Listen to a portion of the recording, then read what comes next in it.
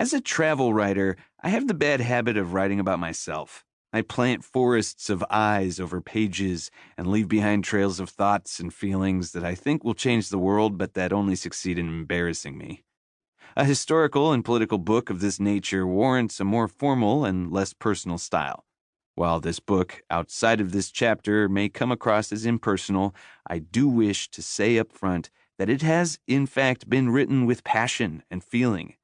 For me, the seemingly boring subjects of property law, land use planning, and public access legislation are, well, personal. Let me start by telling you about where I grew up. On the western edge of New York State, between the cities of Buffalo and Niagara Falls, is Wheatfield.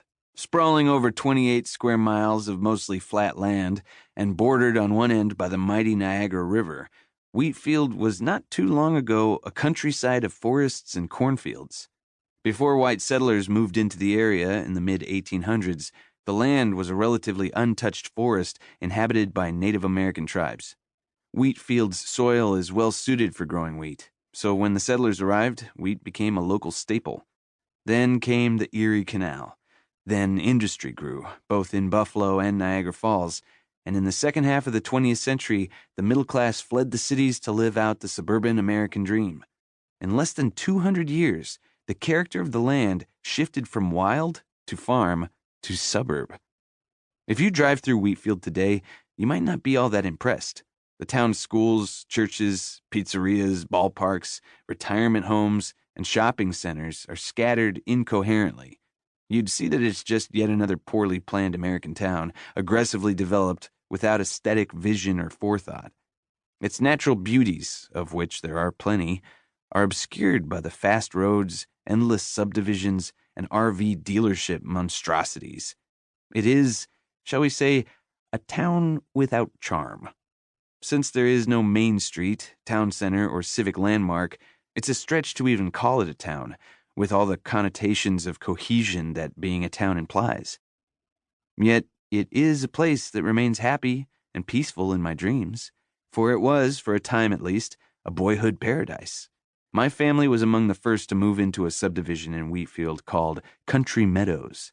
During our first couple of years in Country Meadows, my brother and I would play in a thin strand of woods between our backyard and a cornfield.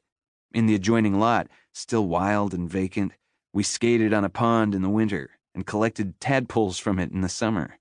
A bunch of new families had just moved to Wheatfield, which back in the late 1980s was mostly farms and fields.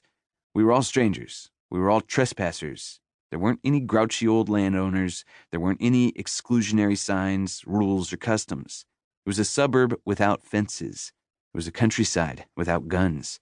And it was suddenly populated by a bunch of excited, working-class families who'd just bought their first homes.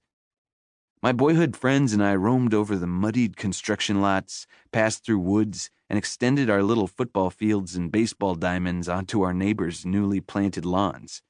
We played in the neighborhood's half-constructed homes, some of us laying siege to our friends inside those plywood castles with an artillery of mud clumps. We stole scrap lumber and built forts in the woods behind my home. My family let our golden retriever out night or day to sniff and chase and wander where he wished, unleashed. Later, as teenagers, we walked between homes to play football on a huge stretch of grass behind our subdivision. We never thought to ask who owned that grass. I remember the storms of cawing blackbirds that would descend to feed on our back lawn. I remember the stink of the freshly manured cornfield. I remember the humid summer nights, the smell of raw pumpkin pulp, the lawns bronzed with blankets of fall foliage. I remember the snow tunnels and snowball wars. In all of my years in Country Meadows, I can remember only one sharp word from a homeowner for trespassing. For the most part, I remember a land without fences, without signs, without prohibitions.